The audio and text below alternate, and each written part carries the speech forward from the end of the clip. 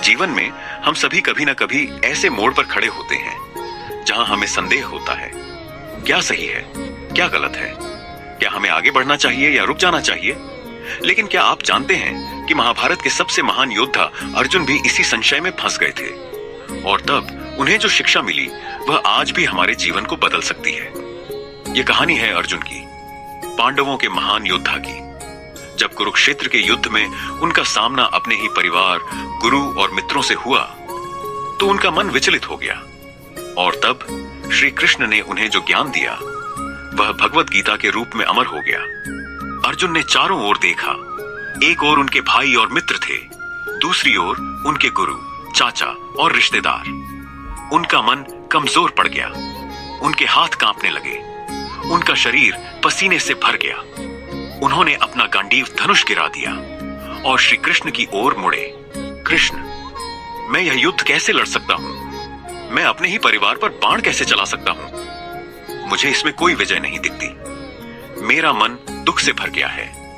श्री कृष्ण ने अर्जुन की ओर देखा। वे जानते थे कि यह केवल अर्जुन की समस्या नहीं थी, यह हर इंसान की समस्या थी जो अपने कर्तव्य और भावनाओं के बीच उलझ जाता है। अर्जुन, तुम उन लोगों के लिए शोक कर रहे हो जिनके लिए शोक करना व्यर्थ है। ज्ञानी व्यक्ति न जीवितों के लिए शोक करता है न मृतकों के लिए।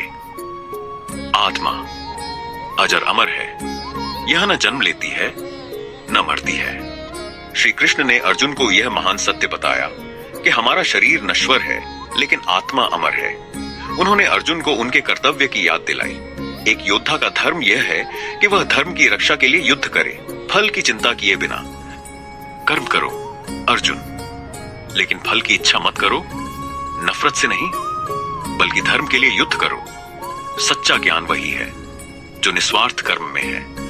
इन शब्दों से अर्जुन का संशय समाप्त हो गया, उनके मन की शंका मिट गई।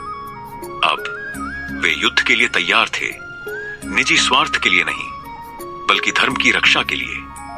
अर्जुन की तरह हम सभी अपने जीवन में कभी ना कभी ऐसे मोड़ पर आते हैं जहां हमें अपने फैसलों पर संदेह होता है, कभी करियर को लेकर, कभी रिश्तों को लेकर, कभी अपने कर्तव्यों को लेकर। लेकिन श्री कृष्ण के शब्द हमें याद दिलाते हैं, हमेशा अपने कर्तव्य का पालन करो लेकिन फल की चिंता मत करो।